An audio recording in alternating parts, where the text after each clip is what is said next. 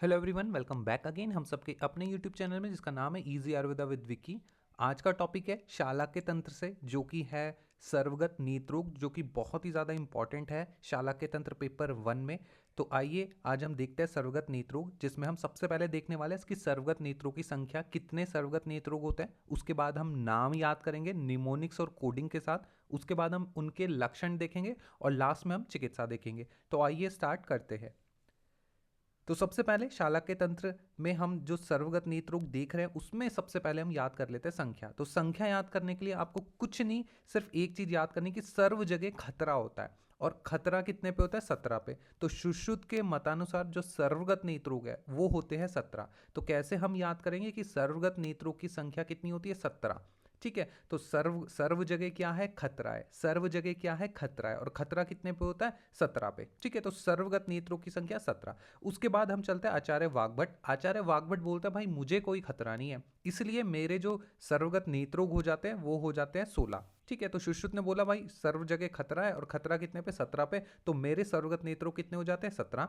वाग्भट बोलता है भाई मुझे कोई खतरा नहीं है, मेरे जो सर्वगत नेत्रोग होते हैं वो होते हैं 16। तो इतनी चीज आपको यहां से याद हो गई होगी। अब हम बढ़ते हैं आगे, इनके नाम याद करते हैं। तो जो सुश्रुत के अनुसार सर्वगत नेत्रोग है 17, उनको हम कैसे याद करेंगे? तो बिल्कुल सिंपल है, सिंपल याद करेंगे। देखो इसमें सबसे पहले क्या आ जाता है? 4 प्रकार के हमारे अभीषण आ जाते हैं।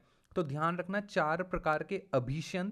उसके बाद 4 प्रकार के अधिमंत। तो ध्यान रखना अभीषंत, अभीषंत का मतलब होता है बी, है ना? बी हमेशा पहले आता है। और अधिमंत ए डी, है ना? अधिमंत को अगर हम इंग्लिश में लिखेंगे तो ए डी अधिमंत, और अभीषंत को लिखेंगे तो ए बी। तो अल्फाबेट वाइज पहले बी पहले आता है ना, तो अभी अभीषंत हम पहले लिखेंगे, उसके बाद अधिमंत लिखेंगे। ऐसा मैं क्यों बोल रहा हूं वो आपको आगे पता चल जाएगा। तो 4 प्रकार के अभीषण और 4 प्रकार के अधिमंत याद रखना है कि हमें अभीषण पहले लिखना है। तो 4 प्रकार के अभीषण कौन कौन से? वातज अभीषण, पित्तज अभीषण, कफज अभीषण और रक्तज अभीषण। उसके बाद 4 प्रकार के ही अधिमंत, सेम बिल्कुल। तो वातज अधिमंत, पित्तज अधिमंत, कफज अधिमंत और रक्तज अधिमंत। उसके बाद क्या याद करेंगे? 3 प्रकार के हमारे क्या होते हैं? पाक होते हैं। ठीक है, एस से भी आप याद कर सकते हो, सास से भी याद कर सकते हो। 3 प्रकार के हमारे क्या होते हैं? पाक होते हैं। कौन कौन से? सशोफक्षी पाक, असोफक्षी पाक और शुष्कक्षी पाक। ठीक है, 3 प्रकार के हमारे क्या होते हैं? पाक होते हैं। सशोफक्षी पाक, अशोफक्षी पाक और शुष्कक्षी पाक। उसके बाद 2 हमारे क्या होते हैं? सिरा वाले। तो सिरो उत्पात और सिराहर्ष। ठीक है, सिरो उत्पात और सिराहर्ष, सिरो उत्पात और सिराहर्ष। अब आपके लिए एक क्वेश्चन है कि सीरा पीड़िका और सिरा जाल ये कहाँ का रोग है? आप कमेंट करके मुझे बताइएगा, मैं उसका कमेंट, जिसका आंसर सही होगा उसका पिन आउट कमेंट कर दूंगा। ठीक है, आपके लिए क्वेश्चन है कि सिरा उत्पात और सिरा पीड़िका और सिरा जाल कहाँ के रोग है। ठीक है, चलो यहाँ पे आते हैं। तो हमने क्या देखा कि 4 प्रकार के अभिशन, 4 प्रकार के अधिमन, 3 प्रकार के पाक, सशोफ, अशोफ और शुष्क। उसके बाद सिरोत्पात और सिराहर्ष। उसके बाद एक निमोनिक और याद करनी, हवा। बोलते हैं ना, अरे हवा कोई है ना? हवा है क्या? 17 नाम याद करना। आपने 17 नाम याद कर लिए, कोई आसान बात है क्या? हवा है क्या, है ना? तो ह अ व आ, हवा याद करेंगे। तो ह से बन जाता है हतादिमत, वेरी वेरी वेरी इंपॉर्टेंट। ठीक है, पूरे के पूरे सर्वगत नेत्रोग जो 17 होते हैं उसमें से सिर्फ एक ही असाध्य होता है, वो होता है हतादिमत। बाकी सारे साध्य होते हैं, तो ये भी अलग से याद कर लेना। ठीक है, क्या बोला है मैंने? कि जितने भी प्रकार के सर्वगत नेत्रोग होते हैं, जो ये 17 सर्वगत नेत्रोग है, इनमें से सिर्फ असाध्य जो होता है वो एक ही होता है, वो होता है आपका हतादिमत। ठीक है, आगे बढ़ जाओ। अ से बन जाता है अन्यतोवात। ठीक है, अन्यतोवात। और व से बन जाता है वात प्रिय, वात प्रिय। और आ से बन जाता है अम्ल अध्युषित, अम्ल अध्युषित। तो हमने कैसे याद करा? 4 प्रकार के अभिशन, 4 प्रकार के अधिमंत, 3 प्रकार के पाक, सशोफ, अशोफ, शुष्क। उसके बाद सिरोत्पात, सिरहर्ष। उसके बाद हवा, हवा को ये 17 नाम याद करने। ठीक है, तो ह से हतादिमंत, अ से अन्यतोवात, व से वात प्रिय और अ से अम्ल अध्युषित।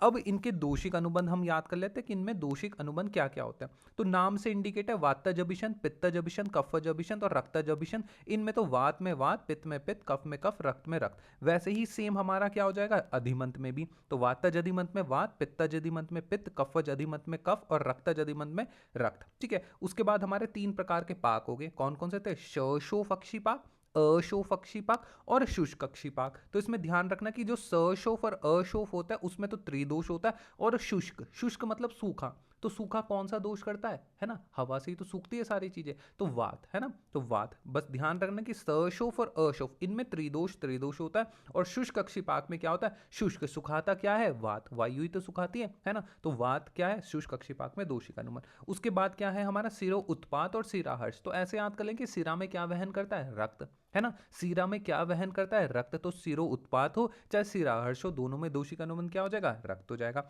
आगे बढ़ते हैं हवा, ठीक है, ह से हतादिमंत, अ से अन्यतोवात, व से वात प्रिय और अ से अम्ल अध्युषित, तो नाम से इंडिकेट है हतादिमंत है ना, तो हतादिमंत वातज होगा। उसके बाद अन्यतोवात नाम से इंडिकेट है वात आ रहा है तो वात होगा, वात प्रिय नाम से इंडिकेट है वात होगा, और अम्ल अध्युषित है ना, अम्ल अध्युषित, तो ये तो अम्ल है तो किस पित्त इसमें आ जाएगा, ठीक है, तो सिंपल सी है, वातज पित्तज कफज रक्तज में वातज पित्तज कफज रक्तज। उसके बाद शोफ अशोफ और शुष्क, सशोफ और अशोफ में त्रिदोष, शुष्क में हो जाएगा वात। सिरोत्पात सिराहट, सिरा में क्या वहन करता है, रक्त, तो रक्त हो जाएगा। उसके बाद हत आदिमंत वात हो जाएगा, ठीक है, अन्य तो वात, वात से वात प्रिय वात, और अम्ल अध्युषित पित्त, ठीक है। तो एक बार फिर से हम देख लेते हैं हमने क्या याद करा, चार प्रकार के हमारे अभिशन, वातज पित्तज और कफज और रक्तज, ठीक है, चार प्रकार के ही हमारे अधिमत, वातज पित्तज कफज और रक्तज। उसके बाद तीन प्रकार के हमने क्या पढ़े, अक्षिपाक पढ़े, सशोफ अक्षिपाक, अशोफ अक्षिपाक और शुष्क अक्षिपाक। उसके बाद दो हमारे हमने क्या पढ़े, सिरो उत्पात और सिराहर्ष, और उसके बाद हमने क्या पढ़े, हवा, ह से हतादिमत, अ से अन्यतवात, व से वातप्रिय और आ से अम्लध्युषित। तो हमने संख्या भी याद कर ली, हमने उसके नाम भी याद कर लिए, हमने उसके दोषिक अनुबंध भी याद कर लिए, ठीक है। तो इतनी चीज़ आपको समझ में आई होगी। तो ये मेरी ऑनलाइन क्लासेस है, अगर आप मेरी निमोनिक्स और कोडिंग के साथ पढ़ना चाहते हैं for PG preparation and BMS final है, तो आप मुझे कॉन्टैक्ट कर सकते हैं। इसकी आगे की वीडियो आपको सब्सक्राइब मोड पे मिल जाएगी, ठीक है, तो जो सब्सक्राइब करेंगे उनकी वीडियो आपके यूट्यूब में आ जाएगी, ठीक है। तो होप करता हूँ आपको इतनी चीज़ें समझ में आई होगी। अगर समझ में आई है तो प्लीज़ इस वीडियो को लाइक करें, अपने कॉलेज ग्रुप में शेयर करें, and thanks for watching, keep supporting, thank you.